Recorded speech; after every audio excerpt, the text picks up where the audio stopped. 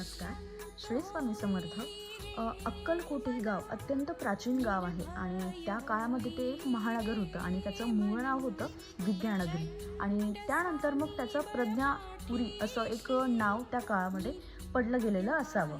आणि असं म्हटलं जातं की त्या काळी त्या शहराच्या मध्यभागी गुप्त सरस्वतीचा प्रवाह होता आणि ते शहर एक भूकंपाचा प्रदेश म्हणून ओळखलं जाईल. जर आपण आपल्या अक्कलकोटचं भौगोलिक लोकेशन जर बघितलं तर आपलं अक्कलकोट हे 3 शक्ती केंद्रांच्या मध्यभागी वसलेलं आहे. पहिलं शक्ती केंद्र आहे पंढरपूर, त्यानंतर गाणगापूर आणि त्यानंतर तुळजापूर.